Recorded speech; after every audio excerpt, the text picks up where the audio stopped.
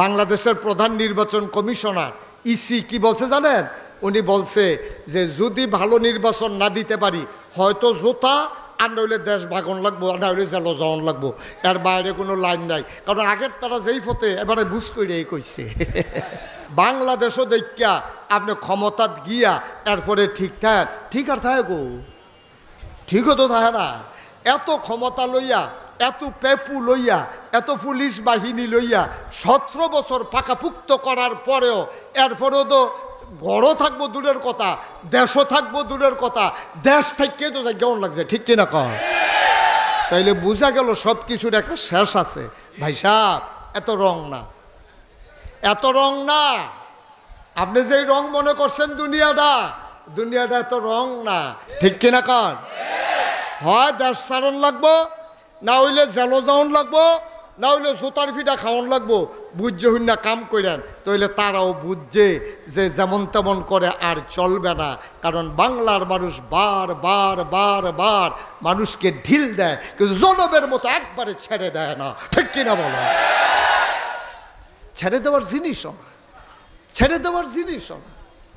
মুসলমান হযরত উমর তিনি কান্দার কয়, আল্লাহ, উমরের মা যদি উমরকে জন্ম না দিত কতই না ভালো হতো।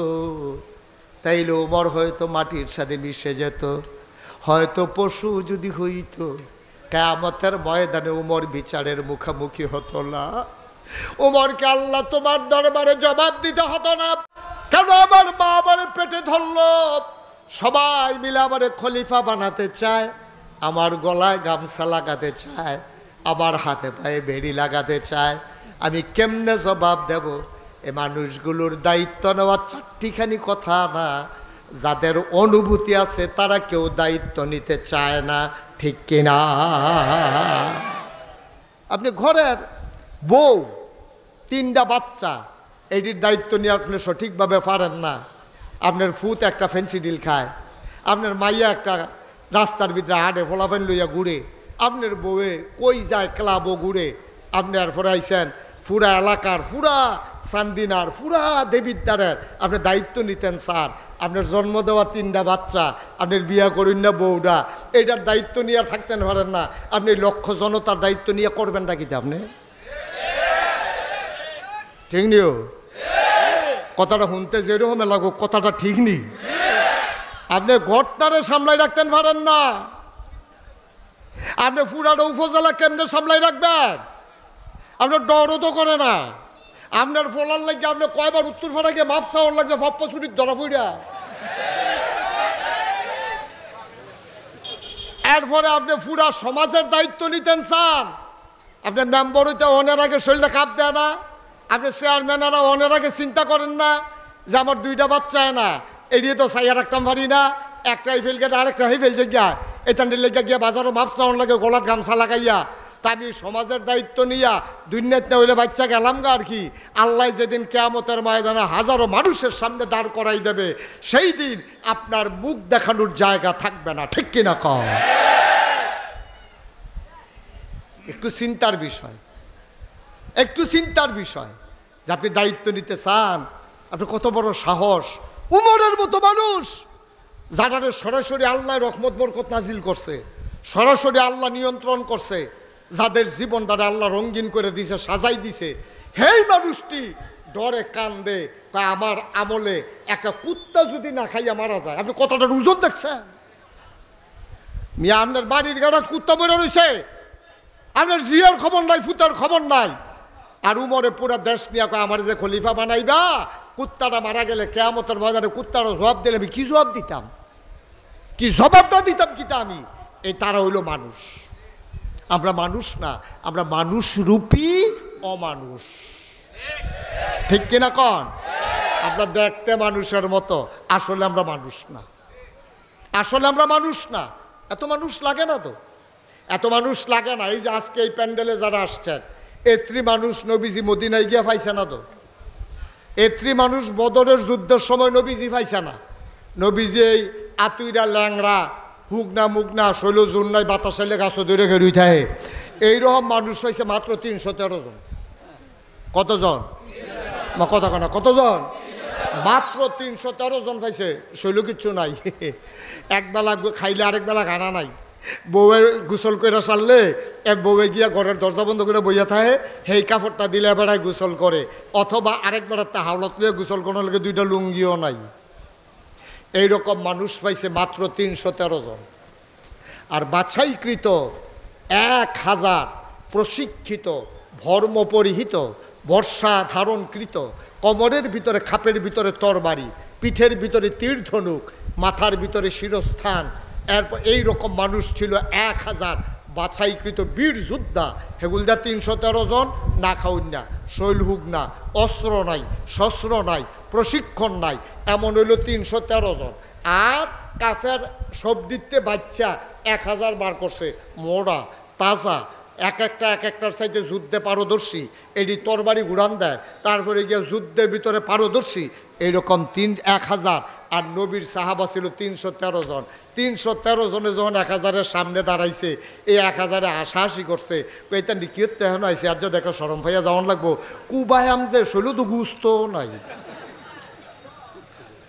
ঘুষি দিয়া যদি আড্ডি পরে যেতে ঘুষি দিছে হয়তো ওমা গো কইলা না, তো ঘুষি দিছে হেতারে ব্যথা দেওয়ানের লেগে ফরছে কোটটার ভিতরে। এখন যেতে ঘুষি দিছে হেতে দুঃখ পাইছে, হেতে আইসাইয়া বাইর গেছে ঘুষি খাওয়াই না বেটা। এখন যে কুবাইব যে শৈল তো এই গুস্ত নাই। 313 জন হুক না মুসমুচ্চা, যেই মাত্র যুদ্ধ শুরু হইয়া গেছে, 313 জনে 1000 জনেরে 70টারে কুবাইয়া 2 টুকরা করে লাইছে, 70টারে ফিস মরা বান্ধি হতাই লাইছে। বাহিনী যখন দৌড় দিছে, ফিসি দিয়ে ফাতলা ফাতলা কুবান শুরু করছে। কোনোটার ফাঁসা নাই, কোনোটার হাত নাই, কোনোটার ঠ্যাং নাই, কোনো মতে ওমাগো কইয়া মক্কা শরীফ পড়ছে। আমরা সেই মুসলমান, ঠিক কিনা বলেন? 313 জনে 1000 জনরে কুবাইয়া হমান করে লাইছে, আমরা ছিলাম সেই মুসলমান। আর আজকে পুরা পৃথিবীর ভিতরে মানুষ হইল 800 কোটি।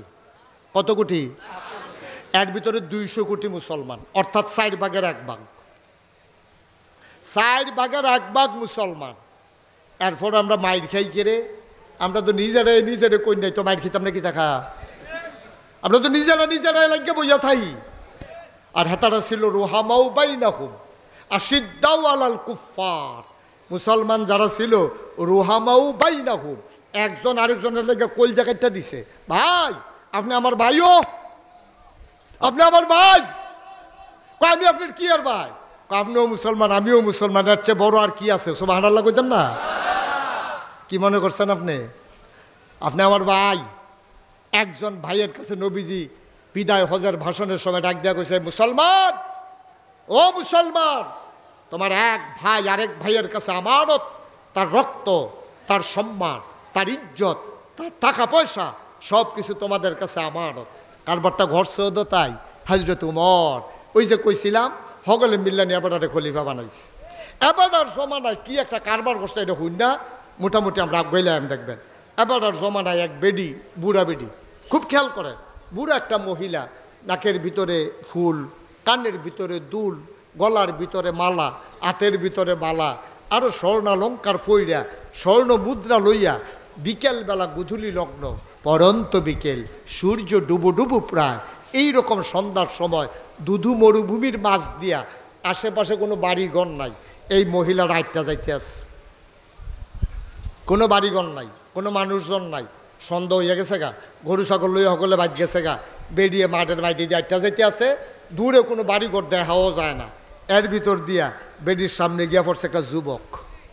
যুবক গিয়া কইতাছে, ওগো তোমার এই যে এই স্বর্ণটর্ণ লইয়া, ফটলার ভিতরে টেহাটুয়া লইয়া 1 লাখ আটটা যাইতেছ, ওখানে তো আন্দারি হয়ে যাবো গা, তোমার যদি কোনো ডাহাইতে ধরে, তোমার জিনিসপত্র যদি লইয়া জিজ্ঞায়, তো তুমি কেমনে কিতা করবা? বেরিয়ে কয়, এটা তো চিন্তার বিষয়। আমি এটা লইয়া চিন্তা করতে আসি, আমি তোমার লইয়া খুব টেনশন করতে আসি, তুমি এই জিনিসপত্র লইয়া এই মরুভূমির মাছ দিয়া একলা বুড়া বেডি, তুমি একটা যাইবা কেমনে, এটা আমার চিন্তা। মহিলা কয় যে, হ বাবা, তুমি যে চিন্তা করতেছ আমিও চিন্তা করি। কত চিন্তা করলে এখন আইসেন কিতা? কয় আমি চিন্তা আমারে লইয়া করি না, আমি চিন্তা করি তোমারে লইয়া। সুবহানাল্লাহ কইতেন না? আমি চিন্তা করি তোমারে লইয়া। তো যুবকে আইস দিয়া কয়, লুঙ্গিটা আর পাঞ্জাবিটা স্যার আমার লগে কিতা আছে? আমার লইয়া চিন্তা করে লাভ কিতা? আমার লগে কোনো স্বর্ণ মুদ্রা, কোনো টাকা পয়সা কিচ্ছু নাই, আমার লইয়া তোমার চিন্তারও দরকার নাই। ওই বৃদ্ধা মহিলা ডাক দেয়া কয়, যুবক রে, ও যুবক, তোমারে লইয়া আমার চিন্তা, তোমারে নিয়ে আমার টেনশন। কারণ তুমি যে আমারে ভয় দেখাইছো, তুমি যে আমারে বলছো যে আমার গায়ের ভিতরে স্বর্ণ, পটলার ভিতরে স্বর্ণ, তুমি এই দিকে তাকাইয়া আমারে যে ভয় দেখাইছো, এই কথাটা কোনো মতে আমি যদি উমরের কাছে বলতে পারি, তোমার চোখের জায়গায় যে চোখ থাকবে না, উমর তোমার চোখগুলো তুলে ফেলবে। কেন তুমি আমার দিকে তাকাইলা, কেন আমারে ভয় দেখাইলা? এইটা নিয়ে আমি বড় চিন্তা করি, তুমি কারবারটা কি করছো। সুবহানাল্লাহ বলবেন না? আমার চিন্তা নেই, কারণ আমার এই জিনিসের দিকে ফিরেও তাকানোর কারো ক্ষমতা নাই, কারণ এখন শাসন চলতেছে ওমরের শাসন আমলে আমার অলঙ্কারে দুইটা টান দেবে, আমার সম্পদ লুণ্ঠন করবে। বেড়া, যে উমরের দেশ বাঘে মহিষে 11 পানি খায়, সেই দেশে তুমি আমারে ডর দেখাও। আমারে লইয়া তোমার চিন্তা লাগতো না, তোমার চিন্তা তুমি করো। খালি যদি আল্লাহ আল্লাহ করে গিয়ে কইতাম পারি উমরের কাছে, তো তোমারে বিচাইরা বার কইরা রিমান্ডে নিত না, চোখটি যে জাগাত থাকতো না, সেইটা টেনশন করতে আছে। কি উমর এটা? কি ইসলাম? বানানো গল্প না, মুখরোচক কোনো ইতিহাস না, এটাই ছিল ইসলাম। মুসলমানেরা দরজা খুলে ঘুমাবে, তার সম্পদের দিকে কেউ ফিরে তাকাবে না, নারীরা রাস্তা দিয়ে হেঁটে যাবে, কেউ তাদের দিকে মস্কারা করবে না, টিটকারি মারবে না, কোনো ছেলেরা প্রেজিং করবে না, রাস্তার মুড়ে মুড়ে দাঁড়াইয়া আমার মেয়েদেরকে বেজ্জতি করবে না। এটার নাম ছিল ইসলাম। আমার দেশে আফসোস হচ্ছে, এই সেই জায়গা থেকে আমরা ফিরে এসেছি। সবাই মিলে চলে গেল উমরের বাড়িতে। আবু বকর দুনিয়াতে নাই। কে দেশ শাসন করবে? মুসলমানদেরকে কে চেয়ে রাখবে, কে দেখে রাখবে? সবাই মিলে চলে গেল। সবাই মিলে চলে গেল উমরের বাড়িতে। সবাই ধরে ধরে বলল, আপনি আমাদের খলিফা, আমিরুল মুমিনিন, খলিফাতুল মুসলিমিন। সবাই মিলে উমরকে খলিফা বানাই দিল। ওমর মসজিদে নববীর মিম্বারে উঠলে, খলিফা হয়ে গেছে উমর। ওমর জাতীয় মসজিদে জাতির উদ্দেশ্যে ভাষণ দেবেন। আমাদের দেশে প্রধানমন্ত্রীর শপথ হইলে বাংলাদেশ টেলিভিশনে জাতির উদ্দেশ্যে ভাষণ দেয় প্রধানমন্ত্রী, রাষ্ট্রপতি। এখন জাতির উদ্দেশ্যে ভাষণ দেবেন হযরত ওমর। সুবহানাল্লাহ বলবেন না? ওমর মসজিদে নববীর মিম্বারে উঠলেন। খুব খেয়াল করেন, চিকন কথা।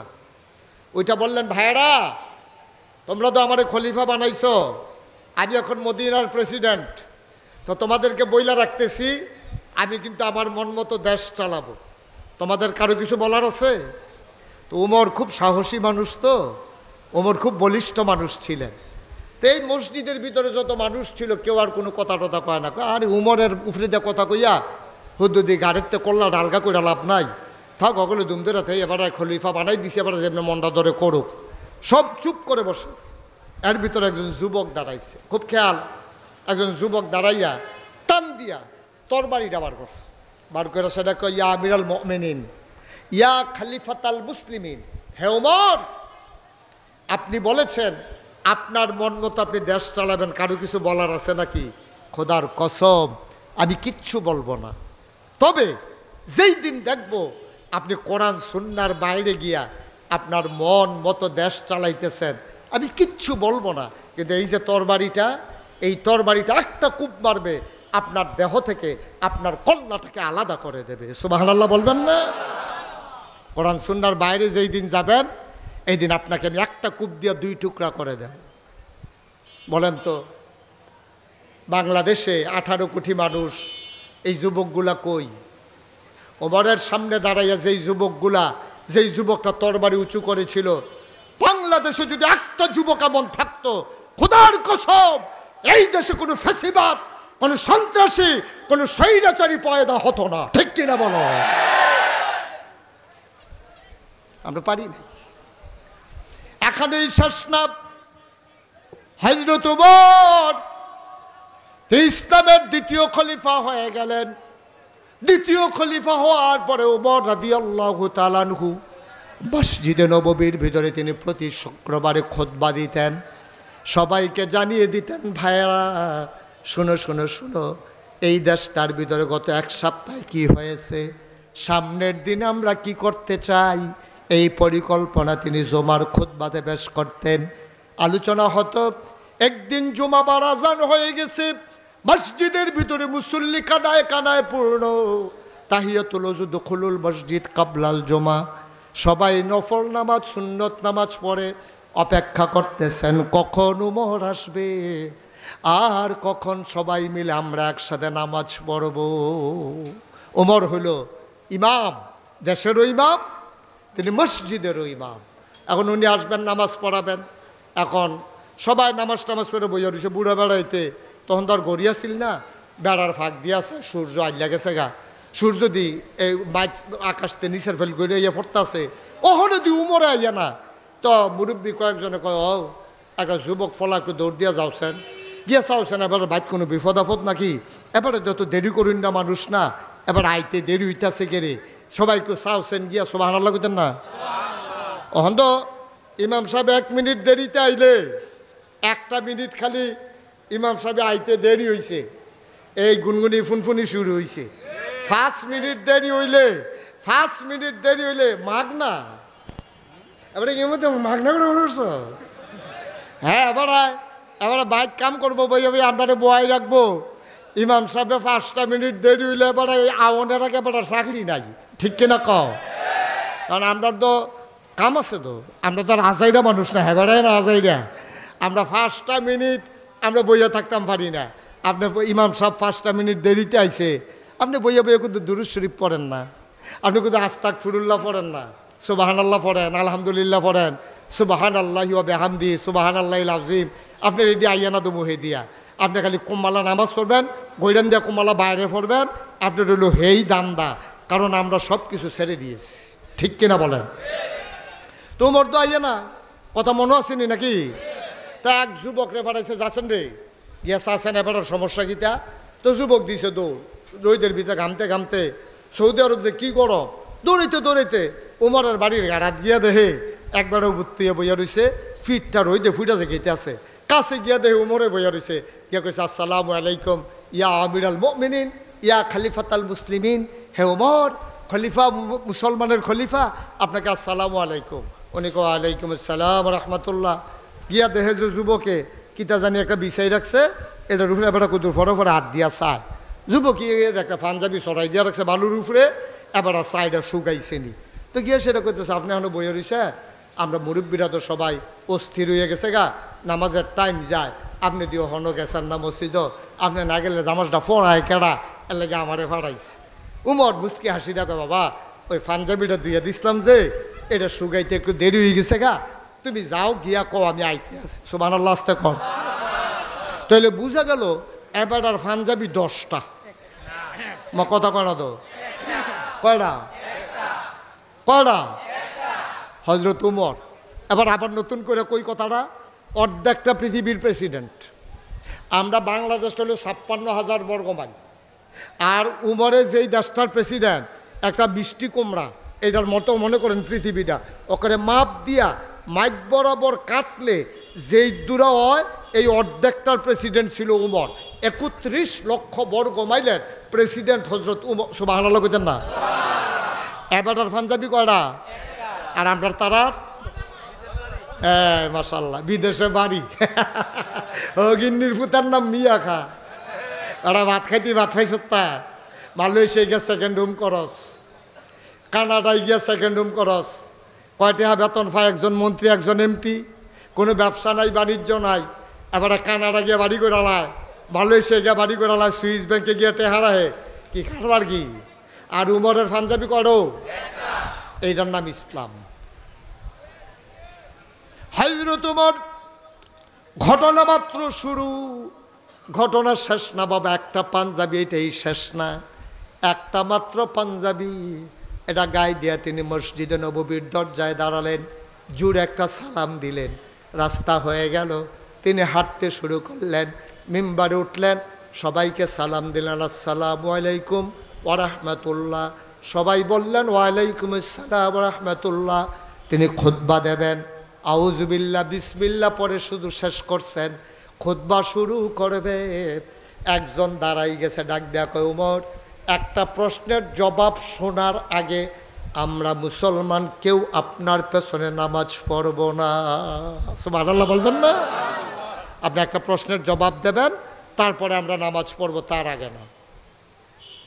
উমরের মতো মানুষ এমনি মসজিদও দেরি হয়ে গেছে গা, এক ফলাই খেরুইয়া যদি কয় আপনি প্রশ্নের জবাব না দিলে আমরা কইলাম কেউ আপনার পিছনে নামাজ পড়তাম না, কীরকম কলজাওলা ফলাটা। আমার মনে হয় তার ফেরো অন্যতাম নাই, সবটাই কলজা।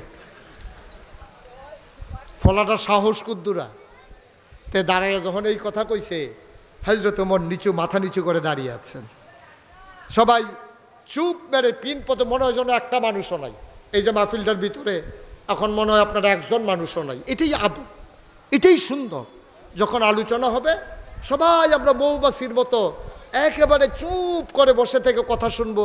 কথা যখন শেষ, কথা কারে কয় বাইর যেতে যেতে দেখাই দিবেন, কথা কারে কয় এখন না। এটাই সৌন্দর্য। এখন সবাই যখন উমরকে যখন এই প্রশ্ন করছে, উমর চুপ মেরে দাঁড়িয়ে আছেন, কোনো কথা কয় না। উমরের গাল বেয়ে টপ টপ করে পানি পড়তেছে। আজকে আমার মতো মানুষেরে চুপ করাই দিছে একটা ফলায়। আমার খুতবা বিলে তারা শুনতো না, আমার পিছে বিলে তারা নামাজ পড়তো না। প্রশ্নটা জানি কিতা।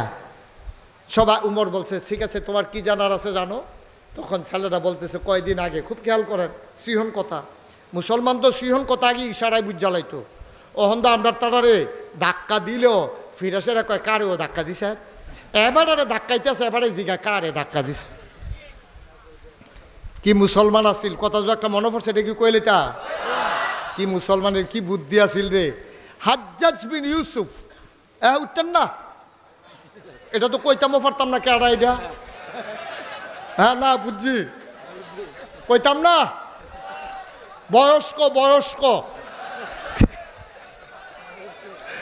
আচ্ছা ঠিক আছে, ওকে ফাইন, ওনার হয়তো কোনো জরুরি হাজত আছে, বয়স্ক মানুষ তো। আচ্ছা মুরব্বী মানুষে হজা, ঠিক আছে ওনারা যাইতে দাও, একটু জায়গা করে দেন, আমিন কন। তো যেই কথার কথা, হাজ্জাজ বিন ইউসুফ, খুব খেয়াল করেন সিহন কথা, সাংঘাতিক সিহন কথা। হাজ্জাজ বিন ইউসুফ একজন শাসক ছিল, এবারে ছিল খুব খারাপ মানুষ। কত হাজার মানুষ যে এবারে মারছে, মুসলমানরা হত্যা করছে, এটার কোনো গন্ডা শেষ করণ গেছে না। এবারে রাস্তা দিয়ে একদিন হাঁটতে আছে, এক ভিক্ষুক এবারে আর সামনে গিয়ে পড়ছে। ভিক্ষুকে আর চিনে না, এই ডে যে রাজা। ভিক্ষুকে ভাই ওটা টেহা পয়সা দিয়েন। তখন হাজ্জাজ বিন ইউসুফ মনে মনে কয়তে জায়গা চিনছে না রে, কুবাই হমান করে লাইলাম তে আমার কাছে টেহা খুঁজে। এতে হাজ্জাজ বিন ইউসুফ চুপ করে বই কয় টাকা লাগবে, কহ। আচ্ছা তোমার একটা ভিক্ষা দেওয়ার আগে তোমার একটা কথা জিগাই। কই জিগান না, এই দেশের যে রাজা হাজ্জাজ বিন ইউসুফ, মানুষটা কি রহ? কারে জিগাইছে? কেডাই জিগাইছে? রাজায় জিগাইছে কারে? ভিক্ষুকরে জিগায় মানুষটা কি রহ? জিগাইতেছে রাজা, রাজার ব্যাপারে জিগাইছে মানুষটা কি রহ? হ্যাঁ তো নাম দেয় লইয়েন, অসভ্য, তার কথাটাই কইয়েন না। তে দেশটার ভিতরে তামা তামা করে লাইছে, তে কত হুজুর যে তে মারছে, তার কথা আর কইয়েন। এখন হাজ্জাজ বিন ইউসুফ রাজা দো, তারা আন্ডার মতো আটকা ফিরতেছে জ্ঞানা। এবারে করছে কিতা, আচ্ছা তুমি যে এতক্ষণ ধরে কইলা যে এবারে খুব খারাপ মানুষ, আচ্ছা হাজ্জাজ বিন ইউসুফ যদি তোমার সামনে থেকে জিগায় তখন কিতা কইবা? তে বুঝ জ্বালাইছে, কারবার তো করতে গেছে গা এরে দো। আর যা খুব যেটা বাড়ি থাকবে এটা তুললে আবার ফাতারে দিব। তে বুঝ জ্বালাইছে, ডরা তো গাইয়ালাইছি রে, এতক্ষণ যে ফত আইলাম, এবারে যে হাজ্জাজ বিন ইউসুফ এটা তো বুঝছি না, তখন কিতা কর? তে ধুম ধরে থেকে কয়, যদি হাজ্জাজ বিন ইউসুফ তোমারে জিগায় মানুষটা কিরকম, তখন তুমি কি কইবা? কয় আমি কয়াম যে সপ্তাহে আমার 2 দিন মাথা খারাপ থাকে, আজ পয়লা দিন।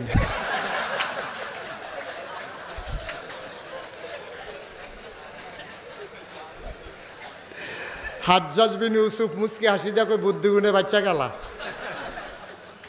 আনলো যে কুবানি কারে কয়, মাদাইয়াতে লুকাইন্দা তোরা কুবাইলা বল রে, নাউজুবিল্লাহ কইতেন না। কত বুদ্ধি মুসলমানদের ছিল। ভিক্ষুকের কি বুদ্ধি দেখেন, কি দূরদর্শিতা, কেমনে ভিক্ষুক রাজার হাতে বাচ্চা গেছে গা। হযরত উমর কথা মনে আছে নিও? কার কথা কইতাছি? উমর রে জিজ্ঞাসে, কয়দিন আগে আমরা রাষ্ট্রে সরকারি তহবিলে কিছু কাপড় আইছে, এই কাপড়টি আইছে সমবন্টন, আপনি তো আবার দেইরা বন্টন করেন না, সমবন্টন। এখন সবাই আপনি এক টুকরা করে কাপড় দিয়েছেন যারা প্রাপ্তবয়স্ক, পাঞ্জাবির কাপড়। তা আপনিও তো এক টুকরা কাপড় পাইছেন, তা আমরাও এক টুকরা করে পাইছি। তো সবাই মিললে আমরা যে পাঞ্জাবি বানাইছি, আর যে অনেকে নতুন কাপড়ের পাঞ্জাবি বানাই আইছে, আপনার গাঁও এই কাপড়টা, এই রঙের কাপড়টা। কিন্তু খেয়াল করে দেখলাম আমরার পাঞ্জাবি এত লম্বা হইছে না, কিন্তু আপনার পাঞ্জাবি অনেক লম্বা। অবশ্যই আপনি ক্ষমতা দেখাইয়া কাপড় বেশি নিছেন, না হইলে কাপড় চুরি করছেন, একটা না একটা কারবার আপনি করছেন। আমরা সুরের পিছনেও নামাজ পড়তাম না যে এই ক্ষমতা দেখাইয়া সরকারি মাল হরণ করে তার পেছনে আমরা নামাজ পড়ব না। সহজ হিসাব। গম দিকে লোক এই কথাটাই তো কথা তো এইটাই। রাস্তাটা ফিস করে যায়, অহন এই মাথাতে সেই মাথাত গেছে না, রাস্তার ফিসটি উঠতে গেছে, সকলে জোতার তলে লাগাইয়া বাইক গেছে, জোতার তলে ফিস লইয়া রাস্তা আবার গাত হয়েছে গায়, ফিসের টেহা দিকে লোক এই কথাটাই তো কথা তো এই রে হিংড়ি রে। হজরত উমরে তো শিখাই লাইছে পাঞ্জাবিটা লম্বা হইল কেমনে, আমদারটা দিয়ে তো লম্বা হয় না, আর আমদারটা এত লম্বা। অবশ্যই কাপড় চুরি করছেন, না হইলে কর্মচারীরও ধমক দিয়া এক গজ কাপড় বাড়াই নিছেন, না হইলে পাঞ্জাবি আপনারটা এত লম্বা হওয়ার কথা না। কারবার কি উমরের মতো মানুষ রে এই কথাটি জিগাই লাইছে তো উমরে চুপ করে দাঁড়াই দিচ্ছে, কথা কান। ওমরের বড় ছেলে নাম আব্দুল্লাহ, আব্দুল্লাহ ইবনে উমর। আস্তে করে তিনি উঠে দাঁড়ালেন, সবাই ডাক দেয়া কয়, ভাই ও ভাইয়েরা, তোমরা জানতে চেয়েছো আমার আব্বার পাঞ্জাবি লম্বা কেমনে। ভাইয়েরা আমার, তোমরা আমার আব্বার সম্পর্কে জানো না। আমার আব্বা চুরি করবে দূরের কথা, আমার আব্বা তো শুন না ভাই, আমার আব্বা কাপড় চুরি করতে পারে না। ক্ষমতা দেখাইয়া আমার আব্বা জীবনও একটা কিচ্ছু আমাদের ঘরে নেয় নাই। তোমরা আমার আব্বা সম্পর্কে জানো না। আমার ছোট্ট ভাই বোনগুলা রাত্রেবেলা কানছে আম্মার কাছে, আম্মা ও আম্মা মিষ্টি দাও, মিষ্টি খাইতে মন চায়, একটু ফিন্নি দাও গো আম্মা। অনেক দিন ধরে আমার ভাইয়েরা ছোট বোনেরা কেঁদেছে, আর আব্বার বাচ্চাগুলা, ছোট বাচ্চাগুলা, আমার ছোট ভাই বোনগুলা কেঁদেছে। আম্মা যান বাচ্চাদের মুখে খাবার দিতে পারে নাই, মিষ্টি দেবে দূরের কথা। রাতের বেলা আব্বা যখন কাজকর্ম শেষ করে ঘরে গেছে, আম্মা আব্বার কাছে বৈশা কয়, এতান্ডি দরজা কিচ্ছু খায় নাই, কানতে কানতে ঘুমাই গেছে। কয় কেন ঘুমাইলো? কানতে কানতে, ঘরে কি রান্না হয় নাই, ওরা ফিন্নি খাইতে চায়। অনেক দিন ধরে কয়, আমি কোনোদিন আপনারে বলি নাই ওরা ফিন্নি খেতে চায়, মিষ্টান্ন খেতে চায়, কিন্তু আমি মিষ্টি দেবো কোত্থেকে? রুটি দিলে গুস্ত দিতে পারি না, শুকনা রুটি ওরা পানিতে ভিজাইয়া খায়, আমি মিষ্টি কোত্থেকে দেব? এই জন্য বাচ্চারা কানতে কানতে ঘুমাই গেছে, আমি তাদেরকে খাওয়াইতে পারি নাই। ওমরের চোখে পানি চলে আসছে, আহারে আমি অর্ধেকটা পৃথিবীর প্রেসিডেন্ট, আমি আমিরুল মুমিনিন, খলিফাতুল মুসলিমিন, আমার নবী আমার ব্যাপারে বলছে আনা খাতামুন নাবিয়্যিন লা নাবিয়্যা বাদি, আমি হইলাম শেষ নবী, আমার পরে নবী নাই। ওমর রে ওমর, আমার পরে যদি নবী থাকতো রে, তুই ওমর আমার পরে নবী হইতি।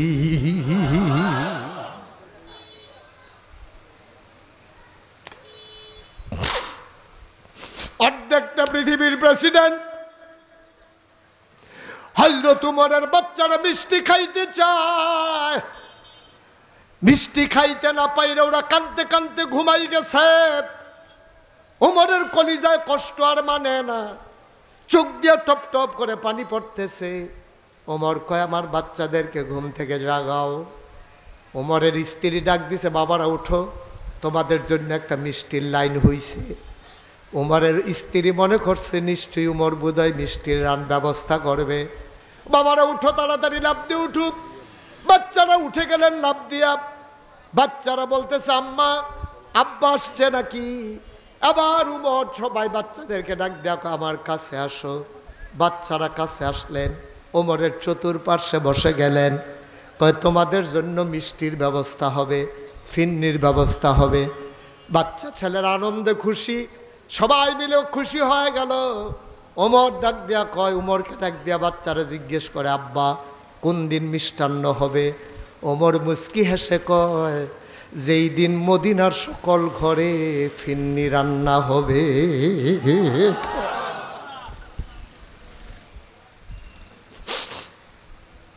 যেদিন সবার ঘরে মিষ্টান্ন হবে, সেই দিন খলিফার ঘরে মিষ্টান্ন হবে। এটার নাম ইসলাম, এটার নাম হলো মুসলমান। আফসোস লাগে জাতির জন্য, ৯৯ জন লোক মুসলমান। এক মসজিদ থেকে আরেক মসজিদের আজানের আওয়াজ শোনা যায়।